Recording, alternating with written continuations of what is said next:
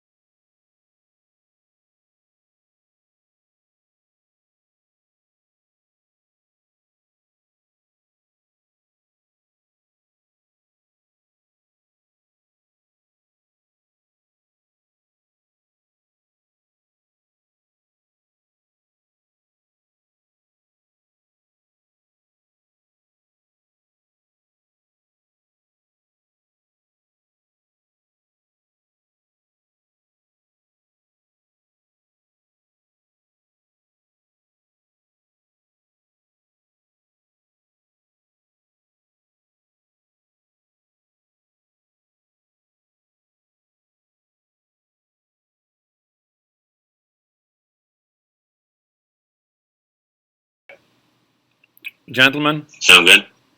Gentlemen, I'm having some sound issues, so I am putting you on default sound, and you are good to go. Victory. 24 people watching. Can you believe that? And we're on. So we're on. Okay. Wait, Okay. how do you have me on the screen already? Wait, I'm sorry. I'm on the screen. Yeah, you're on the screen. Okay, Oshin, we're ready to go? Okay, good day. And welcome to the first of its kind broadcast of a scholastic chess match between players in the state of Maine and players in the Primorski Krai region of Russia. I'm really happy to be able to be part of this broadcast, and I want to welcome my co-host, the current Maine State chess champion, Matthew Fishbein, who's joining me from Waltham, Massachusetts. Hi, Matthew. Hey. How are you doing down there? It's pretty good down here. Has it been snowing down there in Waltham, Mass? Weather's horrible. Yeah, up here it was terrible today. We had rain and snow and sleet and hail all at the same time. So thank you for joining me. I'd like to just go over the match format for our viewers so we can explain what the match rules look like and the format of the match. Each of the teams has fielded 10 players, and each team will play, each player will play 2 games. Just waiting for that match format slide to come up so I can talk about the format of the match. Each player will play 2 games, 1 with each color, and the time control of the match is G15 with a 5-second increment starting from move 1. So that's a rapid chess control, rapid time control. So we should see some interesting games at a quick time control. Oshin, I don't see that match format slide. Can you put that up for us? I'm not sure if the viewers can see that match format slide yet. It should be up there for the viewers, yeah. I want to give a big shout out to our technical guru, the math teacher and chess coach at Bonnie Eagle Middle School, whose name is Oshin Osharkoid, who's been doing the background technical assistance for us.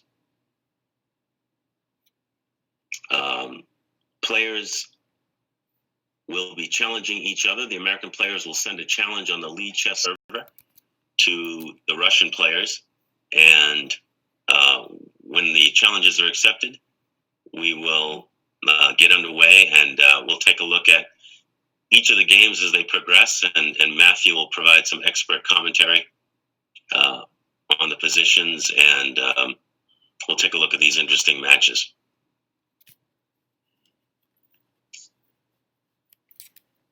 So I'm looking forward to the match format slide, which I don't see yet, but I think Oshin is working on that. This match was initiated by Dr. Sulan Ziga, who is a resident of Primorski Krai, who was a visiting professor at Dartmouth College in Hanover, New Hampshire. He came up to the Aurora Winter Solstice Chess Tournament back in December and suggested this idea that scholastic chess players from Maine play scholastic chess players from Primorsky Krai. So it was his idea, and with some collaboration from a lot of people on both sides of the Atlantic, we were able to pull this match together, which we're really excited to share with you. I'm going to see if we can get up the match conditions so we can highlight for the viewers some of the format conditions for the match. So yes, Dr. Sulandiga was our nexus between the Russian Chess Federation and the planners on this side, and we hammered out a variety of match conditions and chose players in a certain rating range to hopefully get a decent competition between the two sides.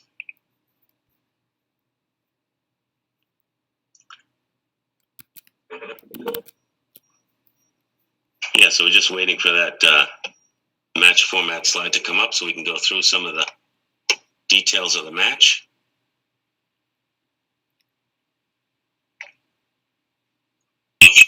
Scholastic chess match between players in the state of...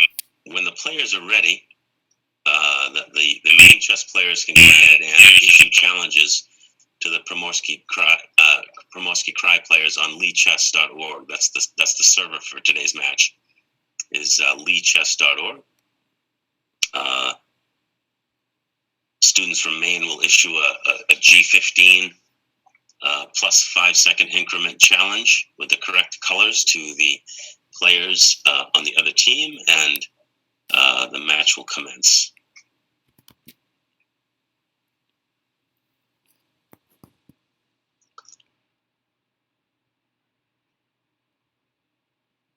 So we'd also like to take a look at the scoreboard. Either the scoreboard or the match format slide would be good to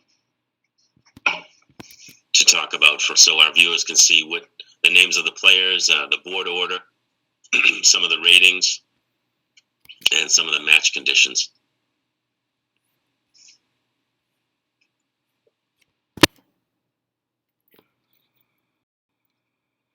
Yeah, so as I said, each team will field 10 players, and each player will play 2 games, one with each color. The opponents are matched by board order, not necessarily their FIDE ratings, Matthew, but their board order.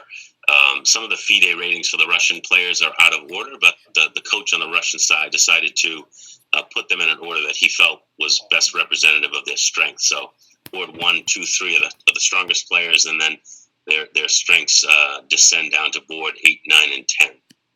So you'll see that the ratings of the Russian players do not follow strictly their board order. For example, the highest rated Russian player is playing on board 4.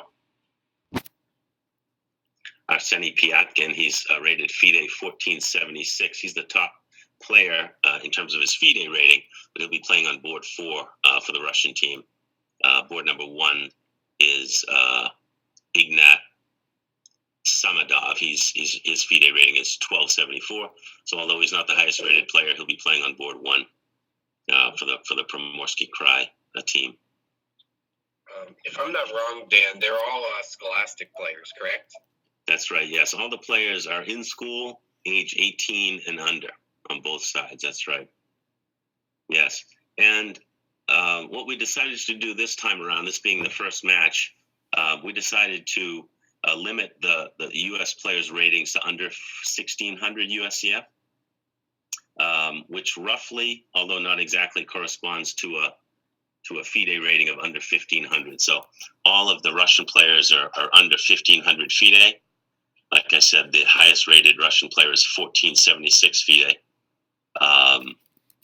And all the American players are under USCF 1,600. So this is our first attempt at a match, and hopefully in the future we'll do many more of these with adults and with higher rated players as well, higher rated scholastic players and adults.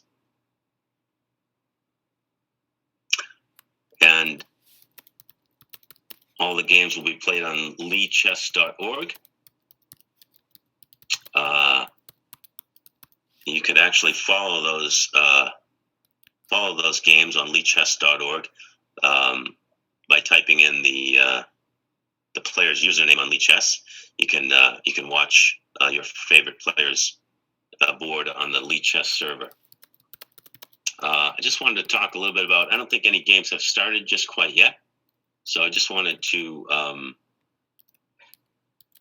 talk about the two regions. I think most people probably don't know where Primorski Krai is located. Oshi, is it possible for us to get the comparison of the two regions slide up?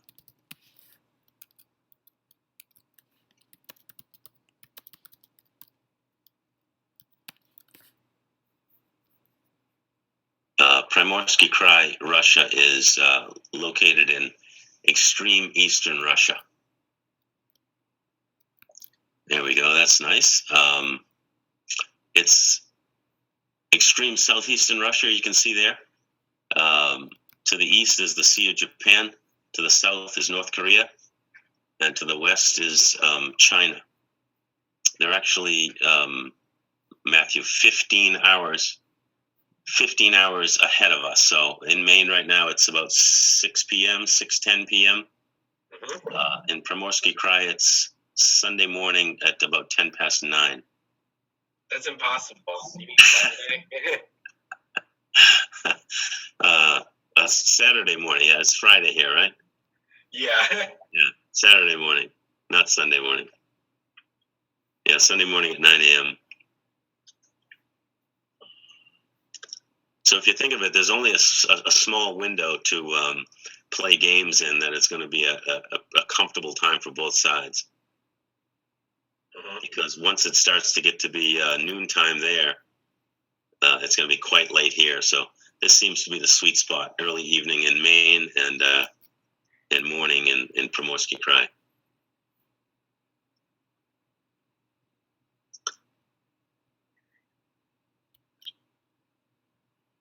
Okay, while we're working to get the scoreboard up for you, I just want to thank the two officials, which is not Matthew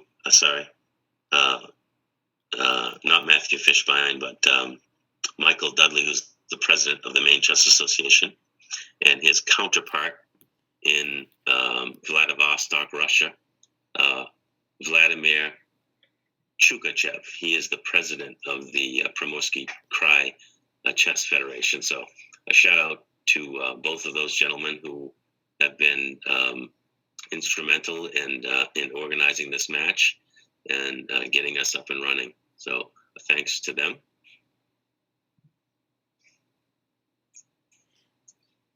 I wonder if any challenges, Matthew, can you see on your end any challenges that may have been issued thus far?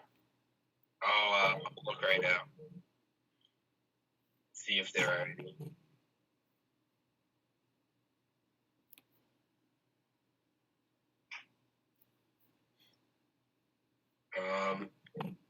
Aiden Thomas is playing a game currently against Acol 6. So Aiden Thomas is playing board 3 for Maine, and his opponent is Mikhail Muravsky. And Mikhail's Lee chess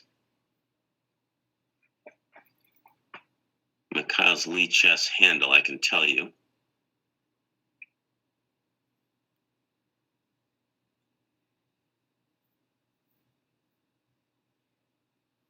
is AKUL 6, right? AKUL 6. So that game has already been going on for quite a few minutes. Okay, so that is a match game that we could take a look at. Let's do that. Shall I share my screen? Yeah, I think we should share your screen and take a look at that game. Sounds awesome. All right. So this is board number 3, Aiden Thomas. Yep. All right. So if we look at this position, sorry. Mm-hmm. Yeah, I was just going to say, it's board 3, Aiden Thomas playing the white pieces for Maine, and Mikhail Muravsky, FIDE 1186, playing the black pieces for Russia. Aiden Thomas is USCF 1280. Okay, Matthew. All right. So Aiden Thomas, if I'm not wrong, just played the move 95. Am I right on that? Yes. Let me actually get up a actual current live game as well, so we can have two going on. So we have the live game, and then we have the analysis board. So if we look here, 95 was just played, and it's kind of a surprising move. So the first thing to note is this white bishop here, it attacks this black queen. But black's bishop also attacks white's queen. So that's the first thing we need to know. This move 95, quite dramatic. Yes, quite a dramatic move there. Yes, uncovering an attack on the black queen, but at the same time, moving the pin knight, which exposed an attack on the D1 queen. Yeah. So, should I go over some analysis here, or do you think we should just go to the game? Yeah, let's take a look at your analysis, Matthew. What do you think should have happened here? It's black to move in this position. So black should probably actually just play queen takes G2 check. This might be a little bit surprising to most viewers, but the problem is this queen can't move because then white can just win a piece. And if black takes white queen, white takes black's queen and is threatening this F5 square. Yes. Or this F7 square. So let's say knight takes, and white can honestly just play rook takes, and he's doing fine. He has the bishop pair. He has control of the center. This has to be good for white. There's good for black. So overall, I prefer the move queen takes b2, king take, bishop takes e1, and we get something like knight takes d3, d6, and then this one idea we can have even is something interesting like just bishop f3 check, or actually let's do bishop e2, rook e1 to attack the bishop. Gotta attack because if, let's say white moves here, we have pawn takes knight, which black's just up a piece.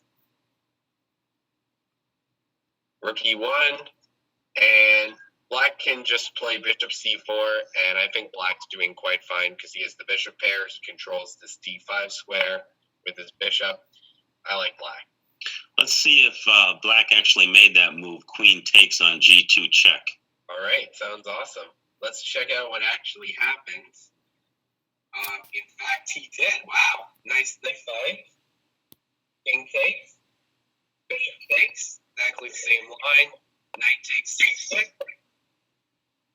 E takes. Okay, don't like that move quite as much. And the reason's just that black's light squared bishop here, it's just really good. This bishop on d5, if you can see, black's pawn structure really has no way to counter it. So, as an example, so rather than b takes c6, you would recommend? Sorry, one sec. So, as an example, let's say I go to analysis, which I can do. I can instead do bishop e2. I mean, let's say white just decides, hey, I'm going to move my knight back. Well, we can't do that. We have bishop takes f1 check, and let's say rook takes f1. Now, you'll notice something about this position, which is white and black don't have the same material. And if you noticed here, black has another rook for this knight. That's a 2-point advantage for black. For those of you who don't know about points, point system usually refers to the value of certain pieces. So a pawn is 1, a queen is 9, and a king is, well, king has no value because it's literally, if you lost your king, I mean, you can't even, but if you get checkmated, that's just the end of the game. So there's no reason for value. But black being up 2 points here would be a massive advantage. So rather than black playing b takes on c6, a better move would have been to gain a tempo with bishop to e2. Correct. And it's not only just that, but it's also, let's say we go rook e1. And let's say black now decides, hey, you know what? I'm a normal guy. I'm going to play bishop c4. White now plays knight e5 to get rid of the knight out of the fret, which is the b pawn hitting here. Bishop d5 check. As an example, f3 and rook a c8, and black just has to be doing well here. There's no way white's doing well. Black has the bishop pair. For those of you who don't know, bishops A pair of bishops versus a knight and a bishop. Usually the pair of bishops is very strong. Black has control of the file. He can move a rook onto the 7th rank potentially. And black has control of all the light squares. Black Okay, let's take a look at the live game, Matthew. See where they're at. Live. Okay, a lot changed. We might just go to doing live.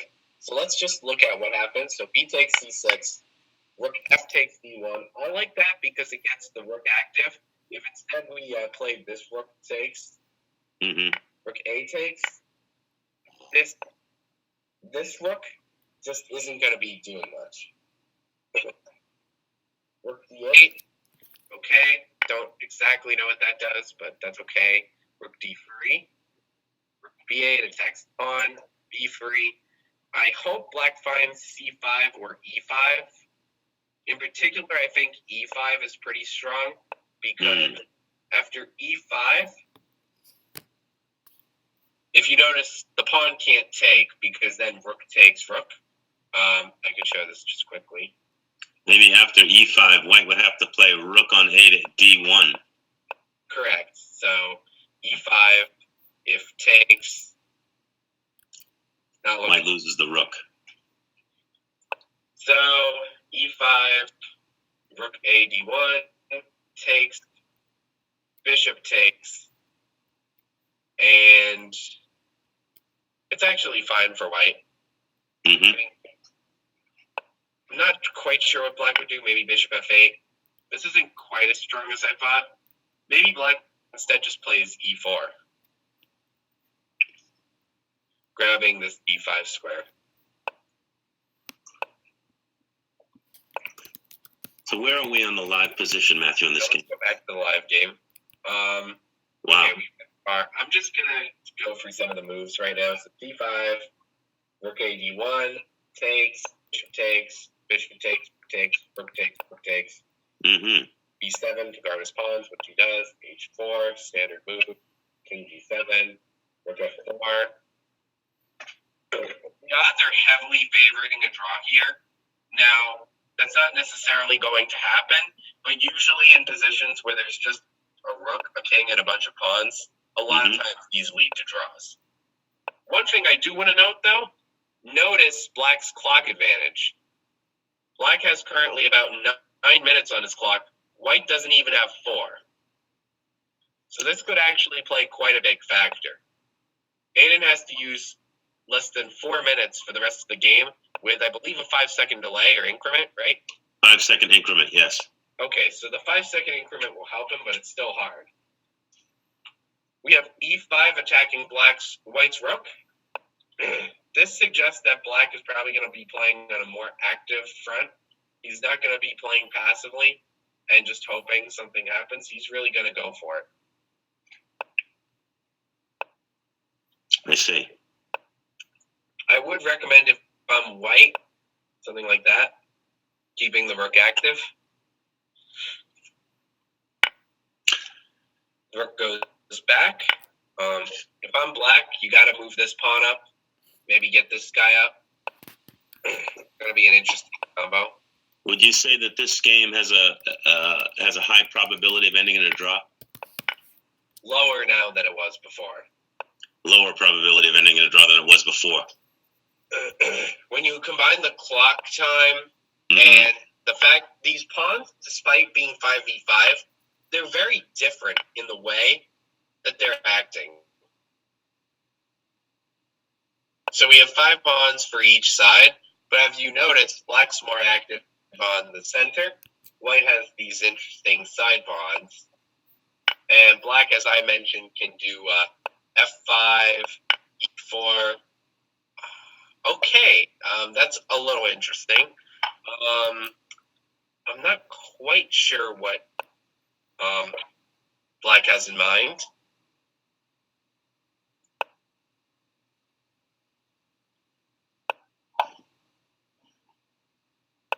All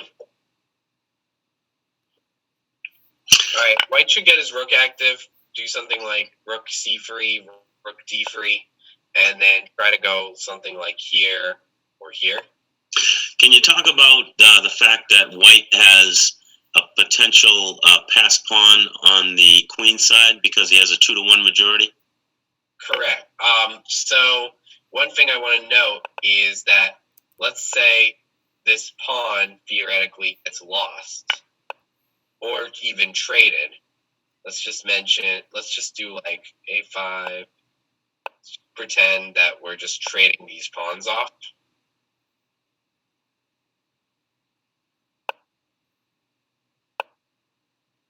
White here has actually a passed pawn. So the fact that there's 2-to-1, even if these pawns get traded, white has a pawn that doesn't have any other pawns facing him. What that means is that he has a chance of promoting that pawn. Mm-hmm. In which case it could become a queen, a rook, a bishop, or a knight. Likely in this case to be a queen, if it happened. So the majority of pawns on white's queen side does give a some kind of advantage to the player of the white pieces. Yes, correct. Although the clocks are really becoming an issue now with the Maine player down to less than 2 minutes and the Russian player having over 8. Yeah, that's an edge. Let's look at some of the last moves that happened. King H3. Okay. What do you think of that one, Dan? King H3. Looks like the king is going in the wrong direction. That was my reaction. I just don't. I guess his point is he's going to move this pawn up, but I'm a little confused about it. H6. And this is the current position. I think his idea was actually just to push this pawn, but I really do not like that. Matthew, I noticed that board 1 is up and running and has an interesting position that we can take a look at. Shall we go to it?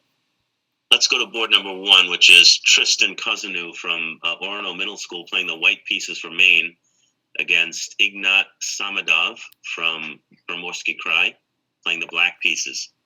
Samadov's rating is FIDE 1274 and Tristan's rating is USCF 1466. So Tristan is playing the white pieces. I think Tristan's playing black, actually. Tristan is playing black, yes. That looks like a round 2 pairing in round 1. So we'll just have to do the opposite of that for the next round. This looks very tough for black. Shall I show why? Yeah, just from a layperson's point of view, it looks like the C pawns being doubled there are kind of awkward. That's not the problem. So as we're going to see here, I assume Ignat's going to prove what black's problem really is. Mm-hmm. We're going to see whether black takes with the pawn or the queen. But either way, this is really bad for black. Mm-hmm. Would you recommend keeping the queen on the board if you were black and taking with the G pawn? In this position, I find it very hard to say. Honestly, if I'm black, I'm probably going to keep the queens on the board just for counterplay. Yeah, I think so. And just try to do something weird like takes knight d5. This is the problem. And then maybe something like king g7, knight takes c7, rook b8. Something along the lines of this, with the idea that you're going to eventually get something going on the G file, maybe.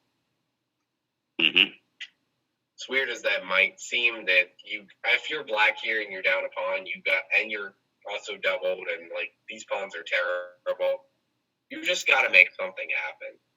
Right. It seems like a better policy to keep the queens on the board for black to get some counterplay rather than taking on f6 with the queen and then trading queens, and then you're left with 2 sets of double pawns and no queen.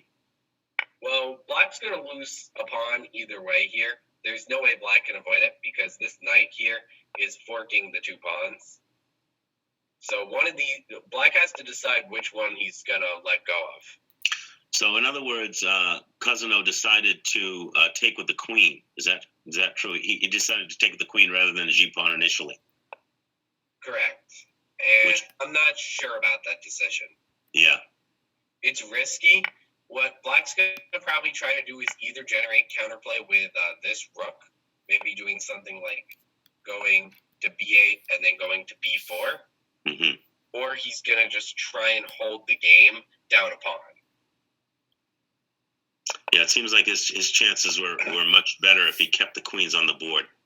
Let's look at what happened. Oh, whoa, okay. And we had a double pair of errors here. Bishop c6 is a massive mistake. And the reason here is this knight can actually go to e7 and deliver check. The king is then forced to move because he's in check, and this knight then takes. So, if you see what I mean here, Black would have been down a piece. But instead, knight takes f6 check was played. So both players missed this idea. Incredible. So that was a little surprising. The top board for Primorski Krai there just had a golden opportunity to fork the king and the bishop, go up a piece, and pretty much win the game, and missed it by playing knight takes f6. I mean, it's easy to miss a free bishop when you have a free pawn, but sometimes you just got to look for that extra second. Make sure you're not missing, the most important move. The free pawn with check did look good, but as Steinitz would say, when you see a good move, look for a better one. Yep. See what happened a little. Black's defending down a pawn. Interesting. Okay, let's go back to the game. See what I missed. Rook e5. Okay, so Black is trying to bunch up the position. So if Black can close this position, even though he's down a pawn, he has better chances to survive than where he is currently. Interesting. But White's not having any of it. White just wants to trade all the rook stuff, because if White's up a pawn, this game just likely to be over. Not only is White up a pawn, but we have these awkward Black guys who are just doubled. The foot soldiers, they're just like... And can you explain, what do you think the point of this rook c8 move is? I think what Black is thinking is he wants to undouble his c-pawn, so he's going to push c6 and hope for the trade, and then he's going to take back with the rook. That makes sense. So he did play c6, and if you were White, would you take that pawn on c6? I feel like you kind of have to. I don't see any really other way to play this. I could be wrong, but I feel like that's just the move that he should do. He can also just ignore it and just kind of wait around. So I think he should take here the f-pawn, right, to avoid the passed d-pawn. Okay. He's just going to grab this e4 square for his king. That's clearly the idea that's happening here. He's just going to grab that e4 square. The white king is going to go to e4. Yeah, that's my guess. This white king could even end up on d5 in certain circumstances. I could show you some circumstances where that would be absolutely devastating to Black's position. So Black smartly takes.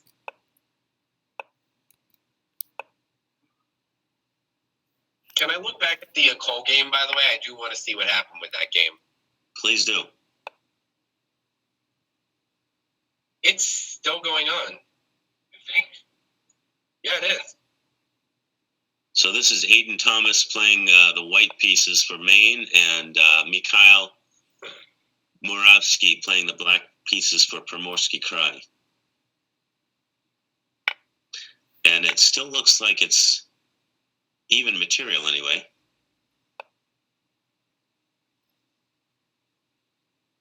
This.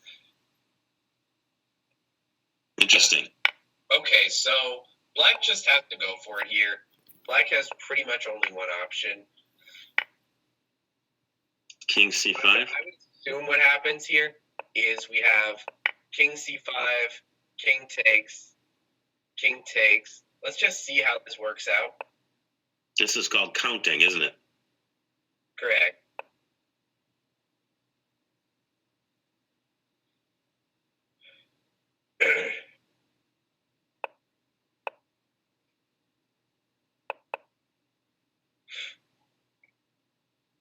And white queens first, and then skewers and wins. Yeah, correct.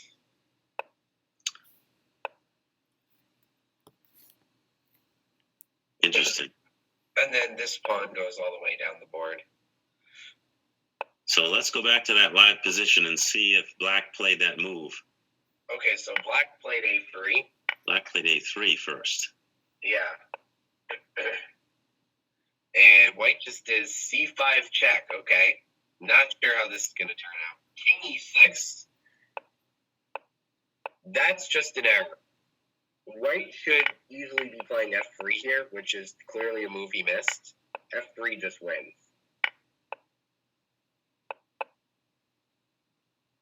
Unfortunately, because f3, let's say f6, we have some taking, and white gets his king on d5. It may seem a little weird, but let's see what actually happens. So, do you think white should move his king back to the a file or try to work on these pawns? Dick? Yes, I'm thinking about that question. That's a good question. That's the question that's going to decide the strategy for the remainder of the game. What is the plan? To go after that black a pawn, or to somehow make a breakthrough on the king side? I think going for the a pawn is just too slow. I think it's too long of a trip. I agree. The only other move you would say is f5? Something along those lines, probably. See what actually happens. Okay, so he waits and then he plays f5. That's interesting. And now, notice white's going to get in. Okay, instead of playing d6, which was the move I was expecting here, I mean g6 takes, king takes, and white can just take off this pawn and then go for this guy. While the black king's distracted on this one, and I think it's a win. But instead we have king e7, king g7, king d6, f6. Oh, that's not a move white should have allowed. And now we're going for a promotion race, guys. We're going for a promotion race. Let's see who makes it first. I have a bad feeling about white here. Yeah, this is not ending well for white. Ooh. Oh man. Oh, that's bad. Well, congrats to McCall. He's probably going to win this game. A close game. But as you can see, this pawn's going to fall. Queen and king versus king. Obviously going to be a win for the queen and king. So, shall we go back to board one or see how this game ends?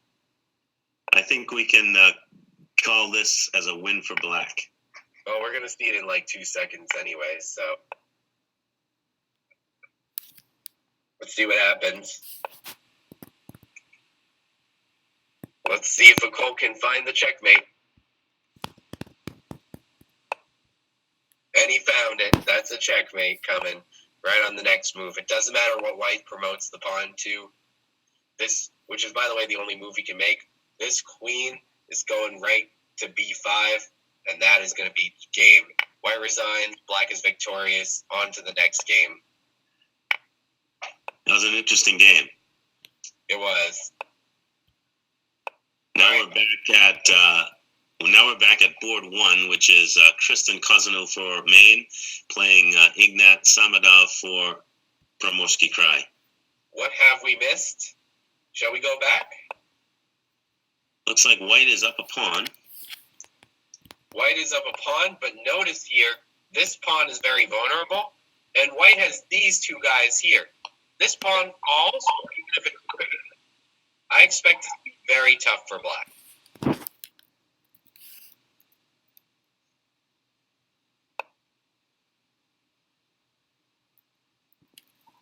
So Yes, black has some vulnerabilities, right, with that backward D pawn and the isolated H pawn.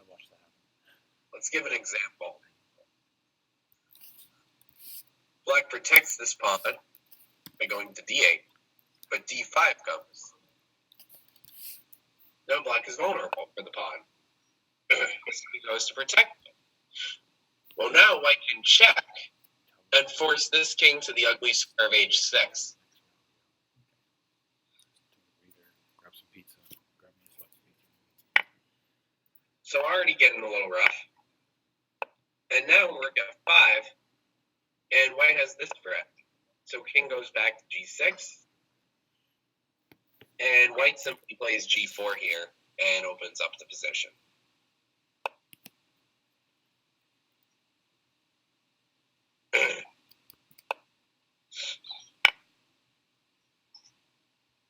Just as an example of what could happen.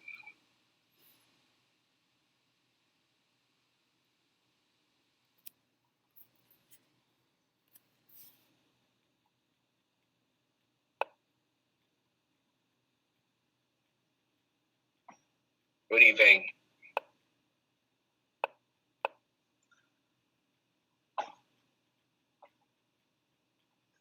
White is still a healthy pawn up. Yeah. I'm just showing some ideas of what could happen.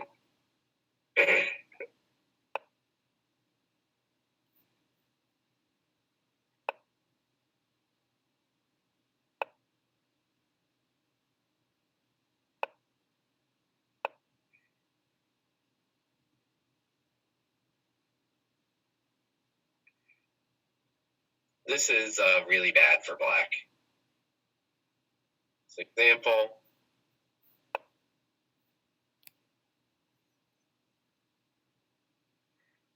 White doesn't even need to focus on that pawn. He's just going to focus on this guy, and he'll promote him without much trouble. Mm-hmm. Let's go back to the game, see what's actually happening. Did something similar happen? Yes, it did. Rook D8 as played. Rook D5, King G6. But King G3, that's a little different. And White's idea is he's going to go to H4. Sure enough, goes to H4. This is just a nightmare for black. And he loses a pawn, another pawn. Yep. White's up 2 pawns. More importantly, let's notice these guys. What do they have in their way? They don't have any pawns in their way. These pawns are going to become unstoppable.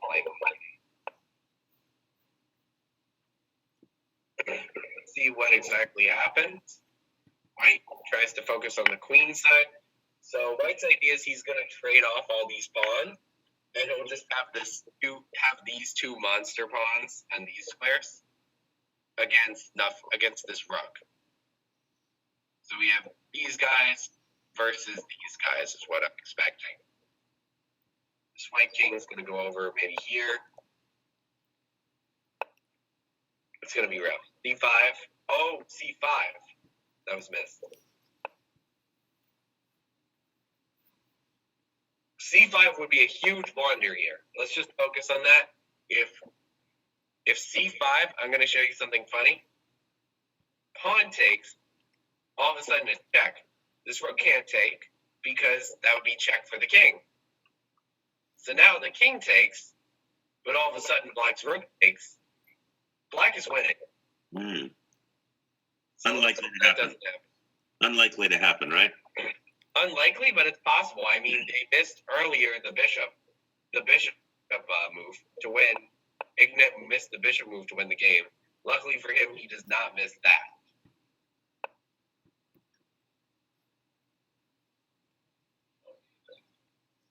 Rook D3. Okay, rook G4. Pretty much the same. We do have a result on board number 5. Sebastian Johns for Maine put up a 1 for the state of Maine in his game versus Dmitry Kravasov, playing the black pieces for Primorski Krai. Congratulations, Sebastian.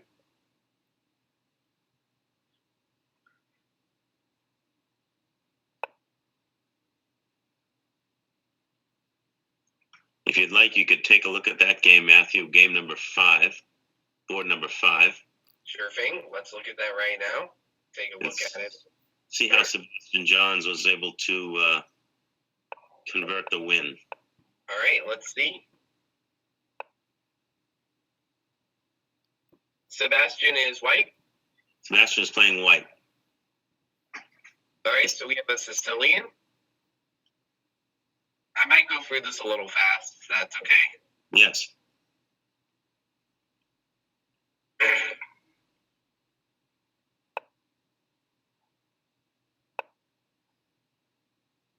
A little unusual move by white there. Black's idea, knight f4. Get this knight here. Dominate the game. Oh, and he misses. Knight takes e5. Pawn takes. And now white is up a pawn. If you didn't see that trade, here's that trade again. Not really a trade. Okay, so, the indications for that were the knight on the rim, and number 1, and number 2, your piece was unprotected. So that's always like a red flag to be careful, because tactics might be in the air when you're leaving your pieces undefended. Moreover, this bishop right here, you could get into the action scene. If I'm white, I'm going to eventually push for something like f4, but not here, because if I did f4 like right away, queen b6 check is poor. See what happens. d1, queen g6. Oh, we're just going to trade off the pieces. White is happy with his pawn advantage.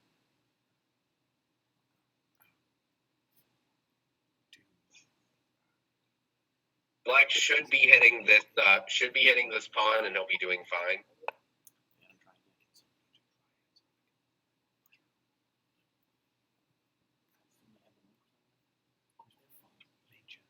I can't even bring it up on my phone.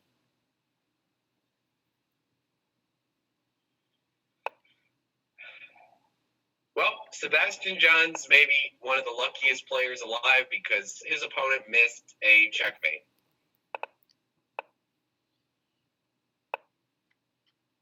f4 check, king h4, only move. Let's say knight f5 is now played. King, or no, let's not do that. Let's play rook. Yeah, let's play knight g6 check. Okay, yeah, let's play knight check. King h5 takes. And this is just at least really bad. I think black will eventually go on to mate here. Let's say rook h1 to defend this. Knight goes to h8.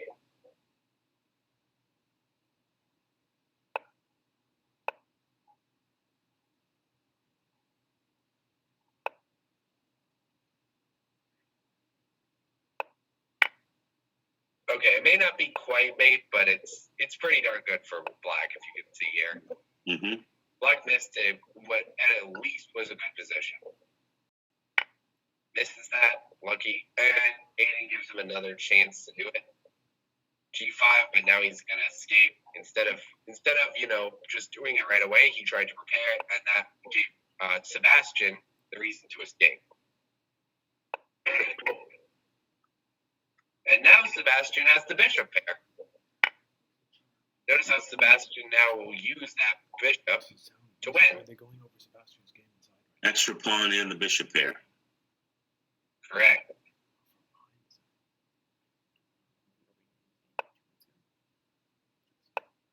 It's defending quite well.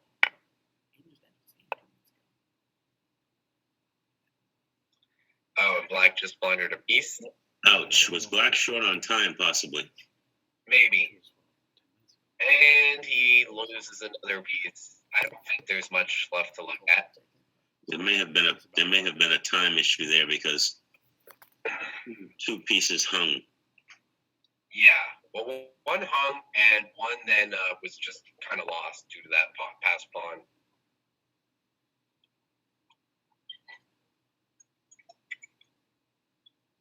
This pawn is a runaway pawn. No way to stop this guy without losing your bishop. Let's go back to board one. So let's see what we missed from this game. So last we saw rook g4, king f5, rook e4, rook a7, checks the king g5, rook e6. Okay, we have a position. I might be able to get away with But black is trying to hold on here. Yes, correct. Black's trying to, my guess what black's trying to do is go king h4 and then try to hit this pawn. Black is the player from Maine, Tristan Cousino from Orono Middle School, and white is Ignat Samadov from Primorski Krai. And Ignat Samadov is quite a solid play. I'll tell you that much. F4, b3. One thing I like about Ignat Samadov is with young players, you usually don't see a lot of positional awareness. You see players who are very good tactically, who manage to find every tactic, but they're not very good at understanding, I'm going to move my pieces around a few squares to get them to an ideal spot. And that's what I really like about Ignat, is he's taking his time here. He's not rushing like most players his age would. He's really just, calm and collected.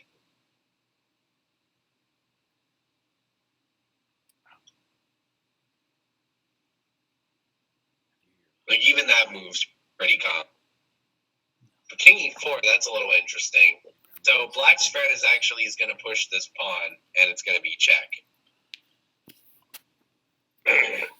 So king f7's played to avoid that, but black actually has maybe a few chances here.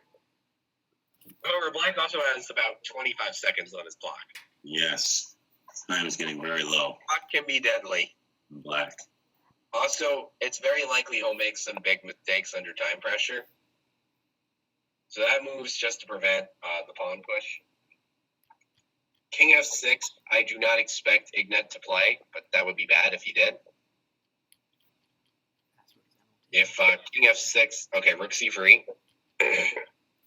So white's plan is he's probably just going to trade off these this pawn for this one.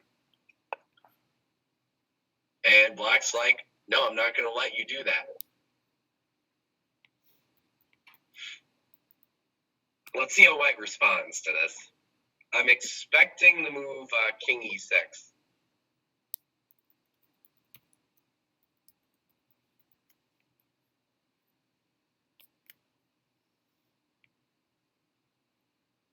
If you notice, Ignat has 5 minutes left, so he has all the time in the world to think.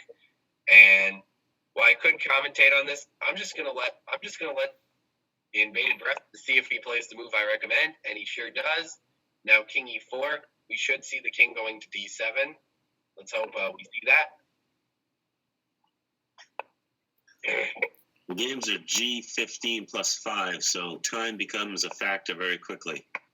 Yeah, they're very high action. Okay, I'm not a fan of that.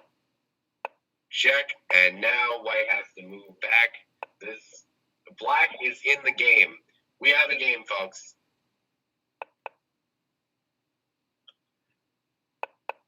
I don't care what white does. This is a game. Black now is going to have a pass pawn of his own. This d5 guy right here, going to be big. Watch this guy as he moves up. It's going to be a big difference in the game. Because white cannot take the rook. Well, if white takes the rook, it's just game over. That would be the biggest blunder I've seen in a while. We could call that a poison rook.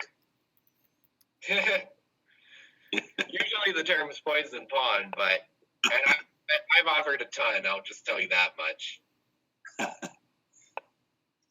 It's really fun when you offer a poison pawn, and it's just like So you win. it's getting very interesting. But I'm looking at Let's say what Hendrick's Maine says. 24 seconds. Hendrick's Maine says easy win for white. Some drawing chances now. D5. He says it's a draw, which I assume he's looking at it from an Andrew perspective. If I had to give you my honest evaluation, I would say both sides can win this game. Well, it could be a draw, but it all depends on what the sides decide to do. Both sides have chances, and we have an exciting game. Yes, it's a 3-result game. Could go either way. But I'm now expecting for white and black. Notice, though, black's time is super low. And that may not be a move that I wanted to see. I'm not sure how good that one is. I don't really know what that does. I'm not really sure what it does. Just gives white an extra tempi with this pawn. I'm really not a fan of how black's playing this year. I've got all their scores. You would have recommended pushing the D pawn? Probably. If Dudley says they can start the second round. I think if I'm white, I'm not sure. Yeah, that seems solid. I'm not really sure what I do. Okay, I like that for black. Black's defending well. Let's also see if there's any. Actually, I'll do that later. Look at the comments on the main stream later. See what's going on. I'll answer. If you guys have any questions, you can ask them on the main live stream, and I will be more than happy to answer any of them. So keep that in mind for after the first round. I'll be answering your questions on the live stream.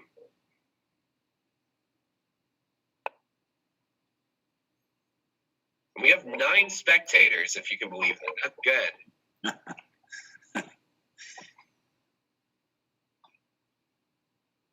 It's likely, I will just tell you this game is likely a draw now.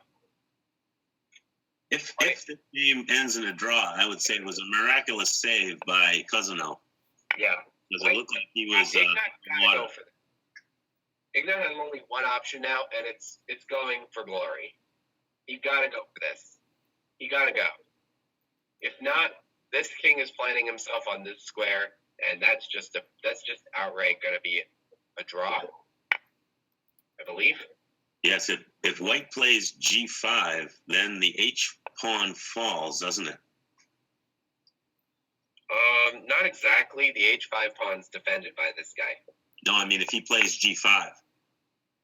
Yeah, but that's the only option here. That's the only way to win. I'm going to show you what I'm meaning. G5, rook takes, G6. We got to stop that pawn, so we play our rook back. Yes. G7, rook here. Now we play king here to attack the pawn. D4, let's say, king here. Now we're just looking at a race.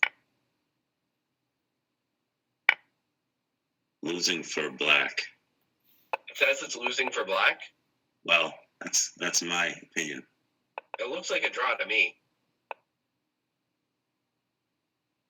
Let's try this. Attack. Here. King here. King up. Pawn.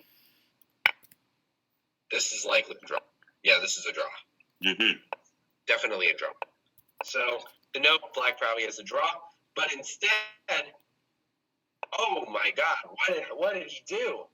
Instead of the exact sequence I mentioned took place, but instead of playing rook H8, he goes king F5, and now this pawn is gone.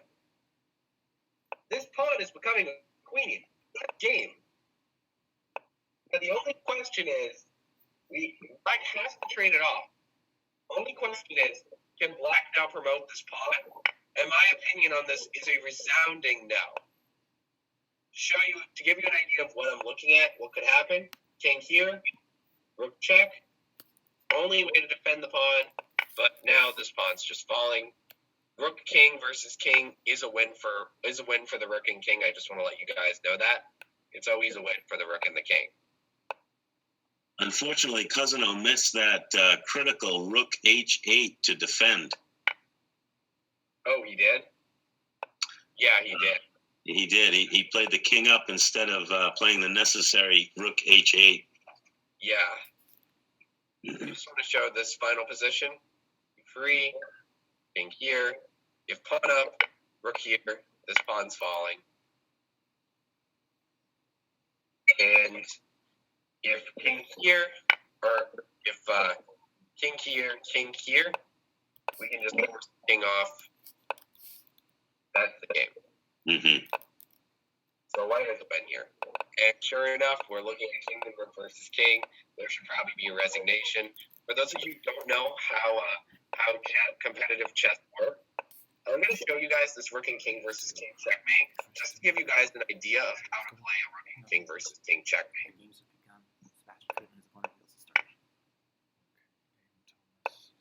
Notice how fast they're making moves? That's because they know this. This is a practiced maneuver.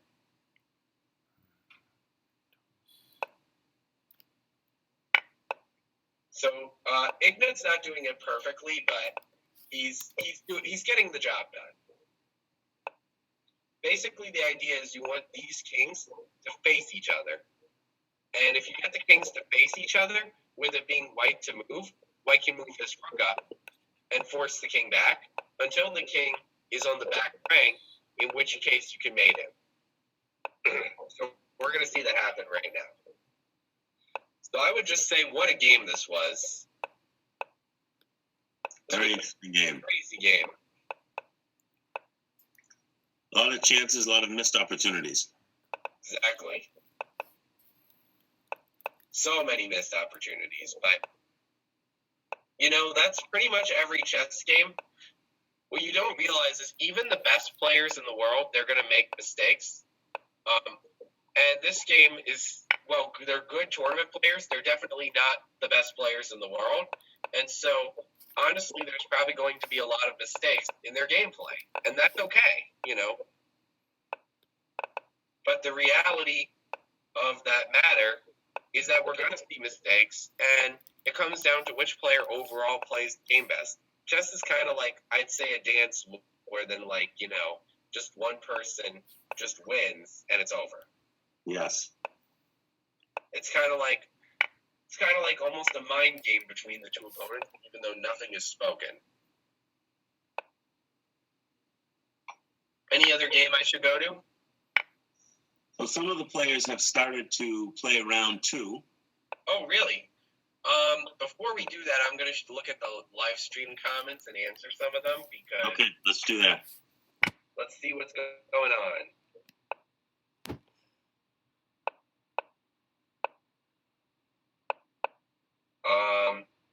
Let's see. Paul Wodlowski writes, "Good luck to our chess ambassadors from Maine." Let's see some things that were written in the recently. One game waiting to go. Miriam K wins against Talabi. We have the last game. Ben P is off and running. We started second games. Since there was so much disparity with starting and there were challenges coming in, it felt right to start. Stephen Wong writes, "Hey, Michael, after this event, we should talk about doing more stuff like this." Okay. Someone asked for the announcer, the score. Someone asked who the announcers are. I'm Matthew Fishbein, for people who don't know that. So thanks for being here. So yeah.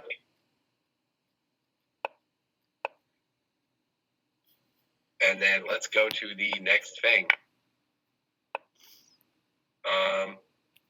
Let's go to round 2. Okay, so we have one game that has started in round 2 is Hayden Thomas, who is playing the black pieces on board 3. And he is playing against Mikhail Moravsky from the Russian Federation, whose FIDE rating is 1186. This is looking rough. All right. Then again, I said it that last time, and we had a good game. So all I noticed is that white has the bishop pair, and they're not only a bishop pair, but they're going to be on the diagonals. That's not a good thing, because if you didn't know, guys, the diagonals They're the biggest square reach on the entire board. If you have control of these guys with bishops and have full control of them, it's going to be rough for your opponent. Let's also look at the fact that this knight and bishop, they're not too happy about what's going on here.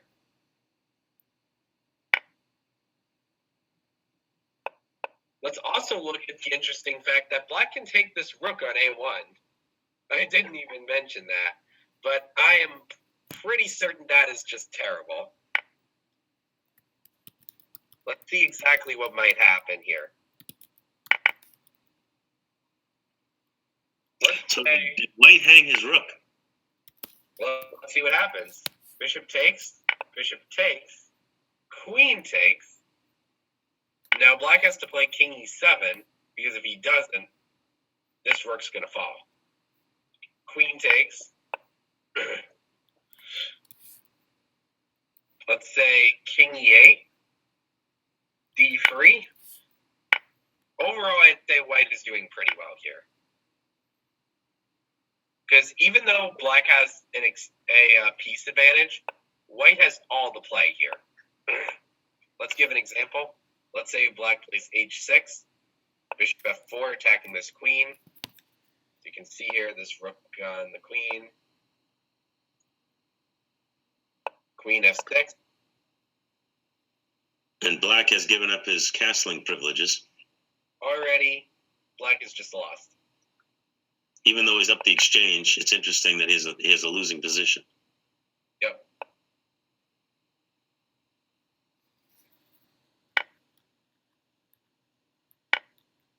And here we have black down an entire rook. That's just one example of how bad it can get. So let's see how the game went. The actual game. Oh, it goes for the attack. And I just don't like that at all. That's just not good. There's no way that's good. I'm sorry. There's just, I'm sorry, Aiden. There's just no way that's going to be good for you. Taking the rook on a1. I was also tempted to look at bishop b2, which I did not get to look at.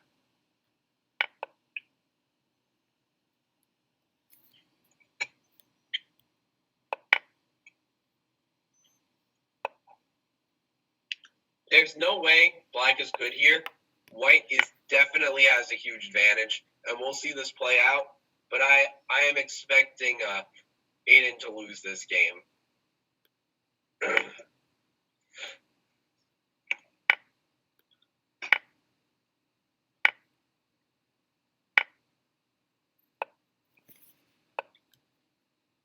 Exactly what we went over. King e7's forced. Queen takes c7. White can also just play d3, and that's fine as well. White can just push. Doesn't even need to do that. But okay, he does exactly what I said. King e8.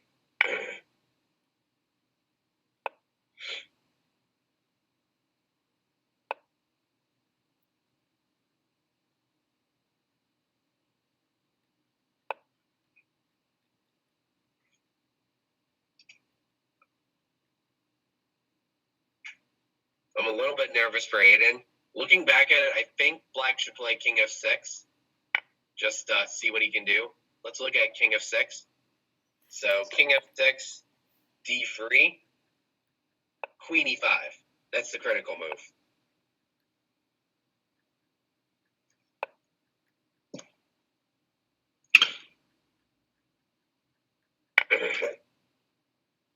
So black is up the exchange, but has some positional difficulties. Yeah, I would say that. I would say so. He definitely has some major positional deficiencies here.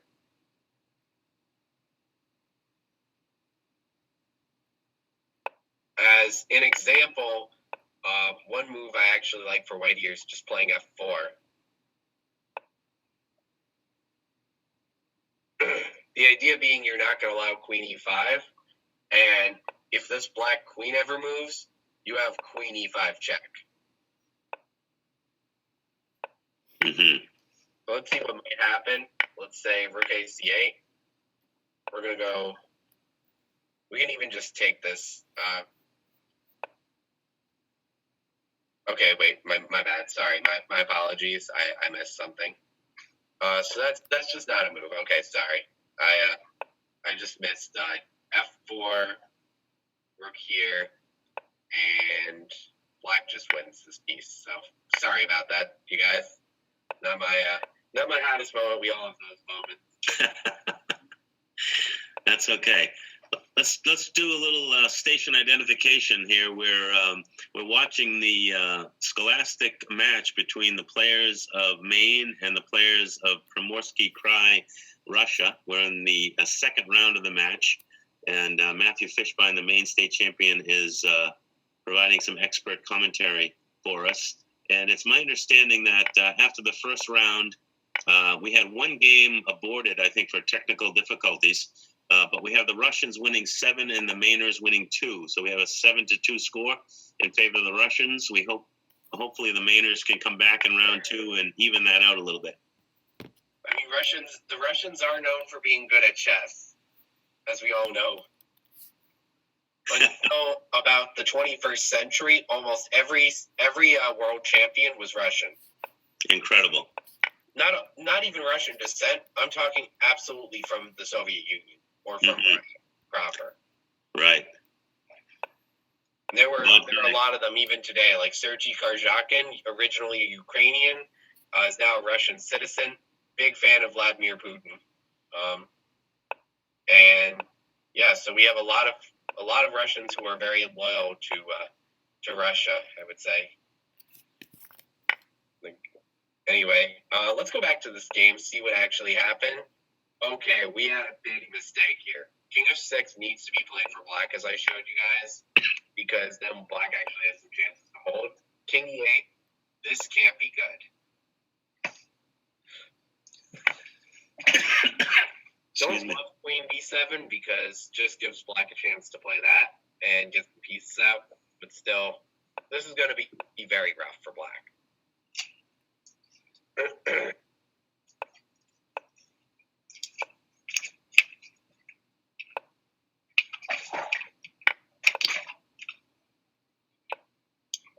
Notable threat, bishop g5, threatening this and this queen at the same time, as you might be able to see. Let's say it's got a random move like h6. Doesn't do anything. Because let's say pawn takes. Bye-bye, queen. Everyone knows you don't want to lose your queen. That's just not the way you want your game to go. And if he just makes something like this, then we can say bye to his rook. Or even worse, we can first check him, and then if he protects his rook, we can mate him. Yes, that's right. That's the only move that somehow led to a checkmate. So yeah, I just wanted to show you guys some ideas.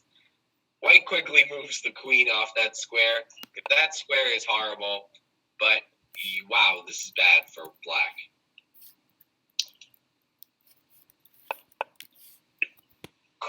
Black has to play queen d5. That is a must-play move.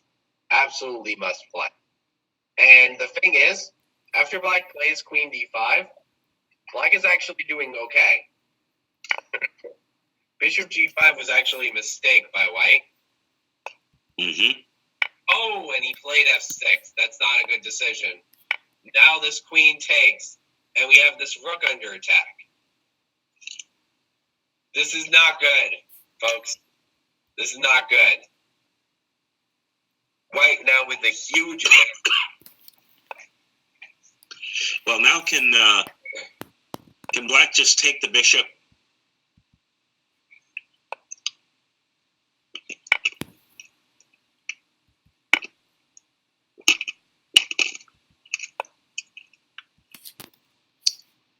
You tell me. And lose a lot of pawns. A lot. I think that's an understatement. Pretty much all of them. So pretty much black should play rook f8. Let's look for a second. Rook f8. Bishop takes. Rook d7. And White can just bet with queen h6, I would say. Queen takes. Notice how white's rook all of a sudden is defended by this queen. Not much fun. Black gets fancy. And sorry, I messed up again. My bad. Turns out white can't play that, but white can first do bishop e5. And then just put this rook here. And this is going to be very rough for black to deal with this rook, this queen, and this bishop. Not going to be a fun time. Let's go back to the game. And when you look at that, it's literally the exact pattern except queen g5 was played. Queen takes e2, okay? Black's got to get something going. I agree. I understand why he does that. Rook c1, okay, white has a mating threat. Who's white again? Sorry, what's his name? White in this game is Mikhail Moravsky. Mikhail has a major advantage. Let's just start there. In fact, Mikhail is threatening a mate in free.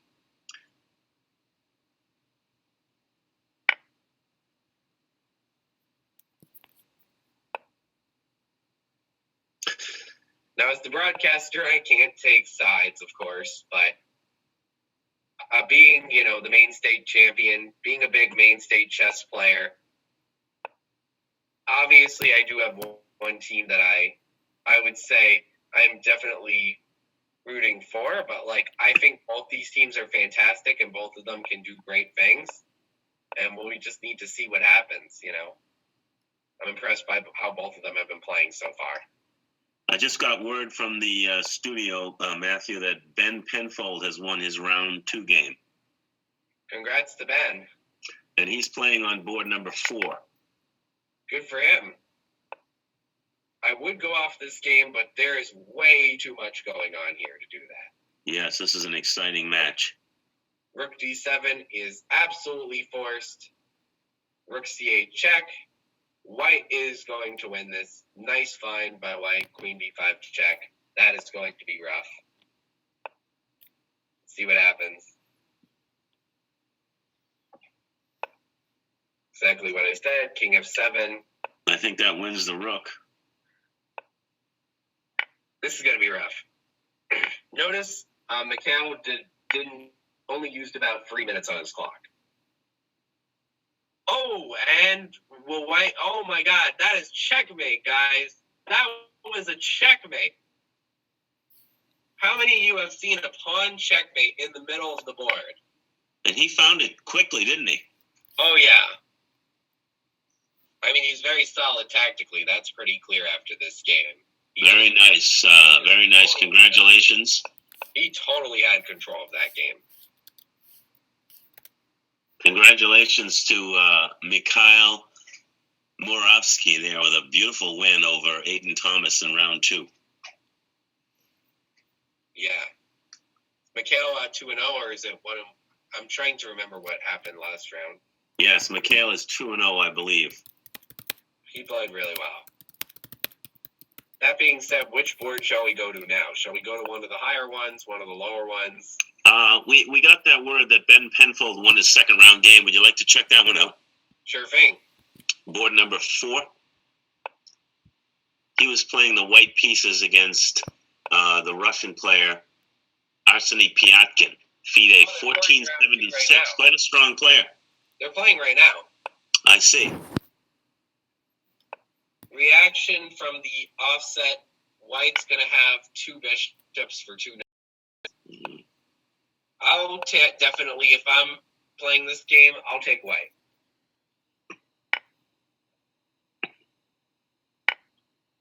Shall we start from the beginning, or? Let's see. I got a message that Ben Penfold won. He must have won his first round game against Arseny. I assume he did. Ooh, that's going to be rough. Whoa. Okay, that's a beautiful move. Actually, that's really good. That could actually cause some serious problems.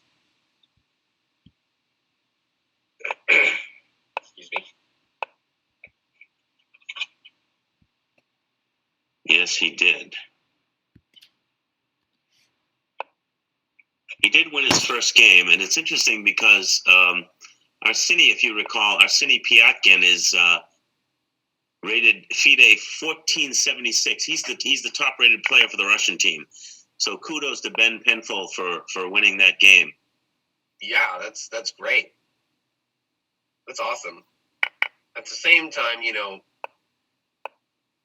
I mean, it's a great game by Ben. Now we get to see how Arseny does with the white pieces. Ben was managed to pull off a win against Arseny with white. Now it's Arseny's time to see if he can do the same with the white pieces. And I really like that rook move. There is so much going on here. For those of you who don't realize this, okay, oh, okay. I think bishop takes c5 is just good. Let's see if he plays that. You'll see what I mean in a sec. See if any comments come.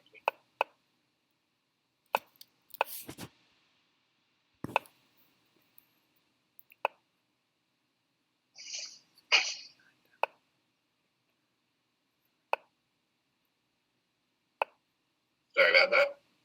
And sure enough, now you guys get to see why bishop takes c5 is a problem. We got this rook on this queen. That is a very sad queen. That is a very sad rook. And it's looking like it's probably going to be a 1-1 score here. But so we call that a discovered attack. When white moved that bishop off the e3 square, it discovered an attack on black's queen, and at the same time attacked black's rook on f8. So that was a devastating move there. White just missed actually another tactic. And the rook is trapped. Rook is just falling. All right, no way to get out. Something like this would likely be the result. Luckily for black, white missed that, so he still has life, but this is going to be rough. And now we get to see it from this perspective. Let's go back to this one from this perspective. Still going to be rough. Very rough. Now, if I'm black, I have to just play rook c8.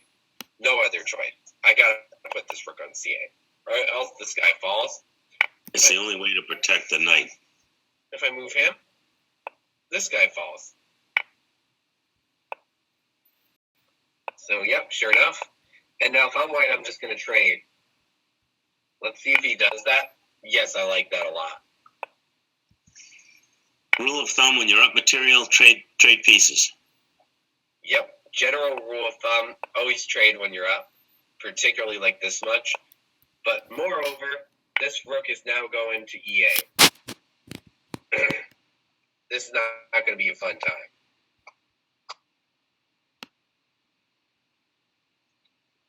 I assume Arseny is going to find it.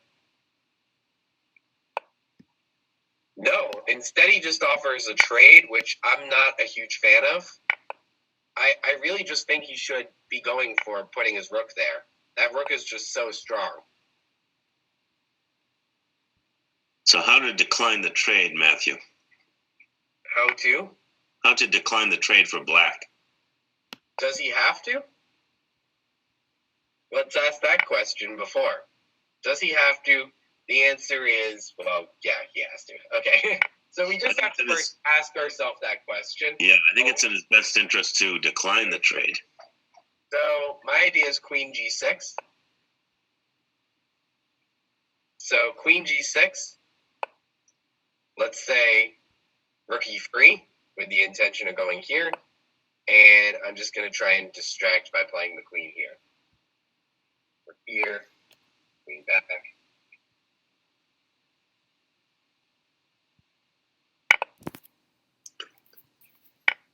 May not be perfect, but it's something. would you play here, rook e6? Here? Back when the rooks were doubled on the e-file and it was black to move. Here. Sure, you can just play queen here. Yes, and that prevents that mate, right? When the rooks trade, yes. He prevents the back rank mate. Hands talking about b4, rook takes,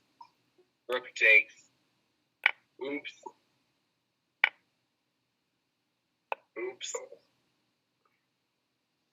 Yeah, we don't want that to happen. That's an embarrassing checkmate. Okay, we missed a lot. So they did Another trade, and he finally takes in probably a more awkward spot, but surprised he didn't just play queen f6 here. Let's move the queen here.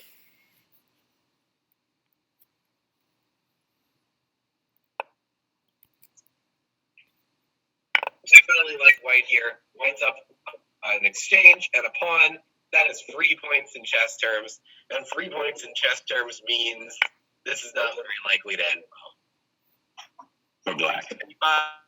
Black's at least trying to make something happen, which I'm proud of. I can say like Black's doing a good job at least trying to make something happen, but at the same time, this is not going to end well, probably.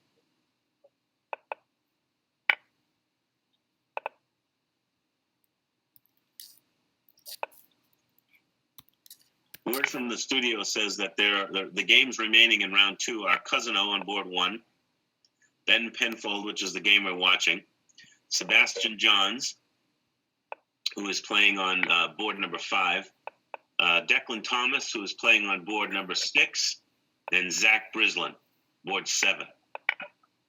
Maybe we should check out Zach Brislin's game, see what's going on. Yes, we haven't seen any action from him in this broadcast yet. He's playing on board 7 against Maxim Koval, FIDE 1366. Zach Brislin has a USCF rating of 838, so he's the underdog in this game. Let's pray he doesn't stalemate. He's not going to stalemate. No way. Okay, thank God. Well, he's the underdog in this game. He's going to win this game. Yep. Most certainly he is. Very nice. And then let's go on to the next game. Mate and 1. Congrats. Very nice. Congratulations to Zach. Back on this board, we have the moves rook d3 check, king f2, f5, rook c1, knight e4 check. King e1. All right, so we already have an interesting thing going on. One thing I want to point out, guys, is that this knight and this rook kind of have position, but at the same time, white has a pretty simple idea. So, This rook's going to d1, and okay, yeah, it was bad. Congrats to Arseny, probably, but we'll see. Let's go to Declan Thomas. Is that good? Sure. Declan Thomas is on board 6. And show everyone. yes, he's playing the white pieces against Nikita Komisarov. She's FIDE 1286. And Declan is USCF 950, so he's the underdog in this game. And Nikita Komarasov is offering you a very interesting pawn. Ever heard of the Turk poison pawn? Yes. Never applied more than here. So if the white queen takes that pawn on d5, Oh no! I think you might have jinxed it, Matthew. That's like one of those videos where it's like seconds before disaster strikes. Yes, I think you somehow influenced the game there with that jinxing suggestion to play queen takes d5. Oh, blunders do happen, but it's part of the game. Well, it happens to everyone, even the It worst. does. I've had tournaments where I've had hundreds of dollars I could win, and then I blundered a bishop when I was completely winning. I've had tournaments where it's like I've been up and just like blundered everything.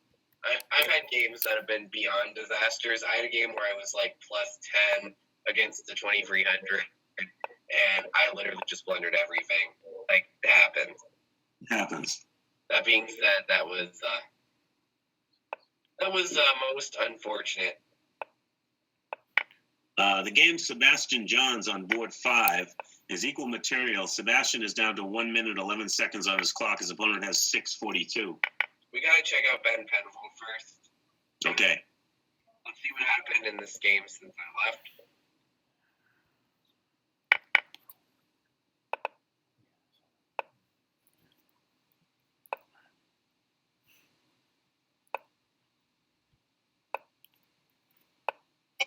That's a mistake. And I think we need to be looking at this one more because this rook, there's a rook, there's no rook. White is going to win that one. With these players, that's the end of the game. There's an analysis board. Let's see what else is going on. Let's find another game. Let's also check the chat for a second and see what people have to say. Aiden Thomas says, I can't speak for the Bangor section, but the four of us at Bonnie Eagle are 1 out of 4 so far with 3 more games to go. Wyatt says, good job today, Aiden. My second game was a bit of a mess, but thanks, Wyatt. It was a great experience for sure. Not sure if I should read that, but okay. Cool. There's been some great games. Let's find another one. What games are currently active? Let's take a look at Sebastian Johns on board number 5. All right. Here we go.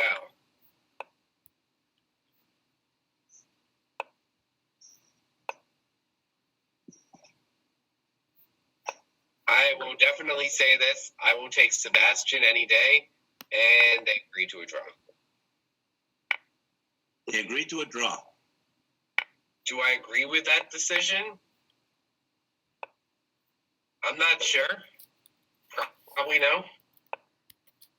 I would just say this. Black has control of this file, even though he doesn't currently. He controls this. The queen can just position himself here very happily. This bishop could end up here eventually. This pawn can get hit.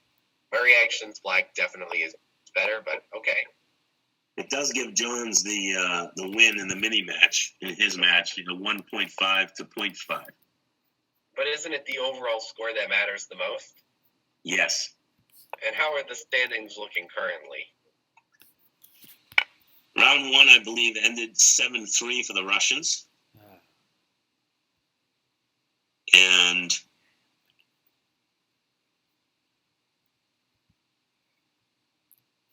round 2, I'll have to take a look at the individual games to determine the results. Mm-hmm. Let's find another game to watch. Shall we go to Tristan Cousino now?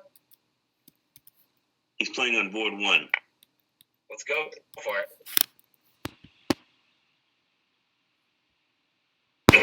And we got to a very interesting endgame position here. This has to run back, I believe. So Ignat and Tristan are playing. Tristan's white. Let's look at some ideas for black right here. One idea is bishop a7, f6, bishop d4, f7, bishop here, check, king c6, knight e6, bishop here. But looks fine for black to me.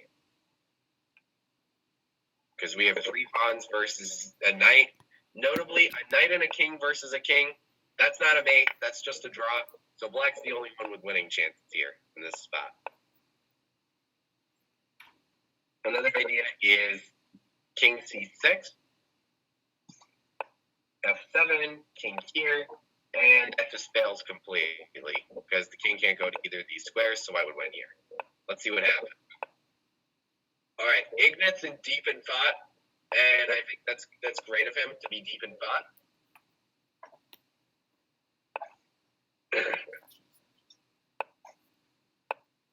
Bishop A7 is forced. Absolutely forced. There is no other move Black can play. Black plays any other move, Tristan wins this game. He does play Bishop A7. Let's see what happens.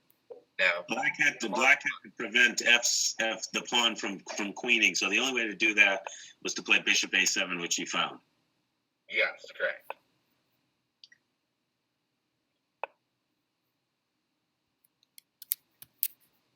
I wish Tristan took longer on that move and really thought about it carefully before just playing that. That's not necessarily the best move.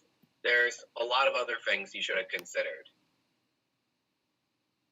Before just pushing the pawn. Yes, correct.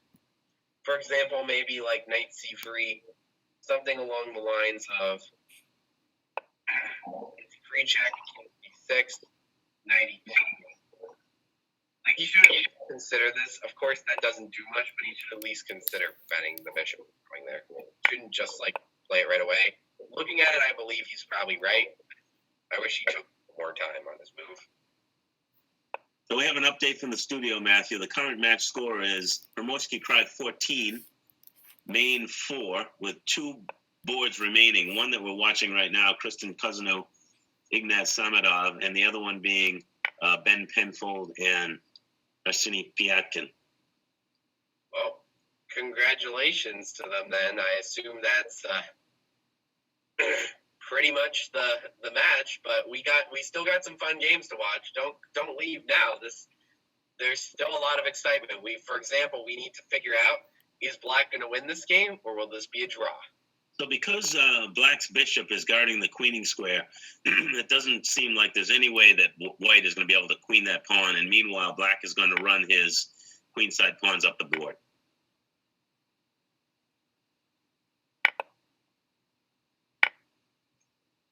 Take it. Let's see what happens. Bishop h6 is literally forced. No other move. Pawn push is definitely the only thing he has going.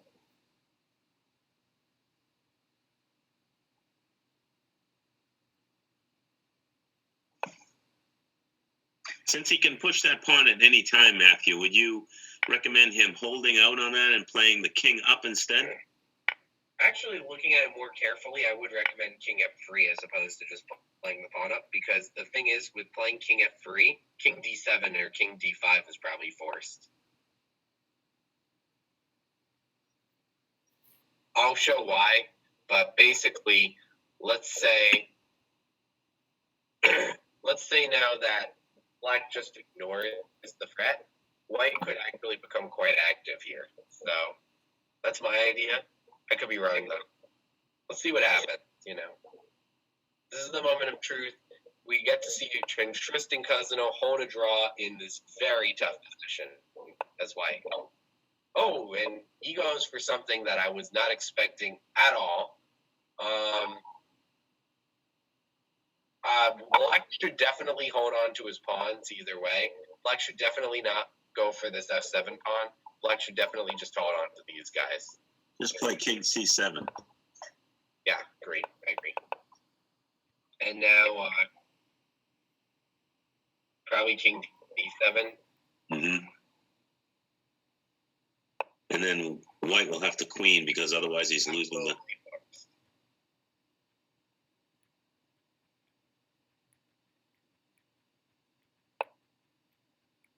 Promote.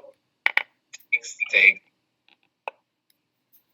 White offers draw, Black declines draw.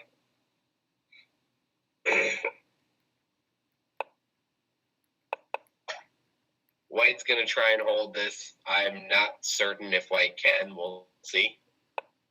Notably, this knight is not in a good position, but we'll see what happens. Definitely like what White's doing, just taking his time, not forcing the issue. Knight d4 check. Definitely should be played.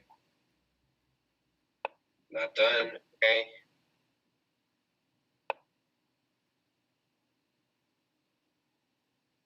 Knight d4 check now. Very strong. King A4. King C4, I think. Yeah, King C4.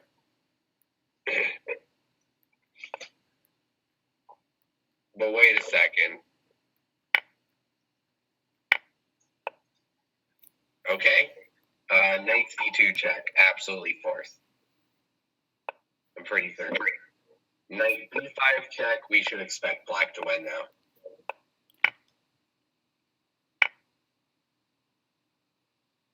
B3. Think. Wait a second. This got a little more interesting. Actually, this might be a draw. Oh, wait a second. King B5. Oh, but he doesn't play King B5. He plays Knight B5. Now these. Oh wait. So the idea is A5, A4, King B4. Nice. That's gonna be a draw. Yes. Definitely gonna be a draw. From the jaws of defeat. That was a nice feat, honestly. That was really good. I think that was from the jaws of defeat. He snatched a draw. From the jaws of defeat, he snatches a victory of a draw. Wow. Very interesting. King C1. Any more games going on? This is the last game, Matthew. So that concludes our epic match. This concludes the epic match. It was 14-4 for the Russians, and then this game is going to make it 15.5 to 4.5, we think.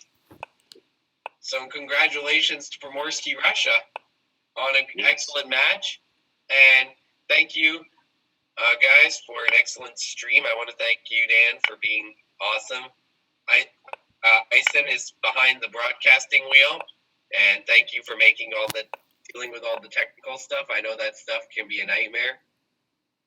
And yeah, if you have some notes to say, I'd love to hear them. Yeah, so if you can drop your screen, I think we might have the scoreboard Sure thing. projected. Let's just see the end of this game first, and Yes. then I'll drop the screen, and you can go ahead and do that.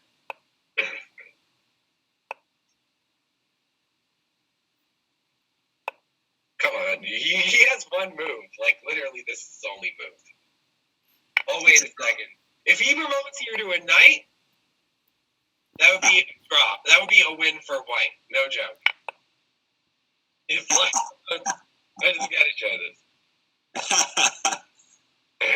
Or a rook. Or a rook. No, rook doesn't work because it's check. I see. I'm just have to show that. You can't. You cannot. You have to. I mean, come on. Draw happened. Let's see the final move. See the end of the game. Hey, Queen was promoted to 2 games. That was quite a save by Cousino. Excellent play. Yes, it was. So if we can take a look at the scoreboard, that would be great to see the final match score at 15.5 to 4.5. Primorski Krai scored 15.5 points to the state of Maine's 4.5. It was quite an exciting match. Let's just look at some of the matchups there. There were a number of 2-0s. 5 boards scoring 2-0 for Primorski Krai. And it looks like Maine's best board was Sebastian Johns, who pulled out a 1.5 to 0.5 victory over Kavasov. Ben Penfold went 1-1, and Tristan Cousino and Evan Annis were able to pick up half a point. Also on board number 10, Henry Penfold was able to hold a draw there with his opponent, Asiya Savchenko. So all of the Primorski Krai players were FIDE rated. So there were some fairly experienced players there on the Russian side. and it was a great match. And I'm hoping that we can continue these scholastic matches in the future, and also have an opportunity to play some adult matches as well. So this was our first broadcast in this effort, and we hope to continue with future broadcasts. It was a lot of fun, Matthew. Thank you for your expert commentary. It was great, and it's also a wonderful cultural and chessic experience for the students. For the Maine players, have an opportunity to play players on the other side of the world and friend them on Lee chess and get to know their culture and their language better. It's quite an opportunity for the Maine players as well as the Russian players. So the winning match for both sides. Even though the score was in favor of the Russians, I think all of the players benefited greatly from the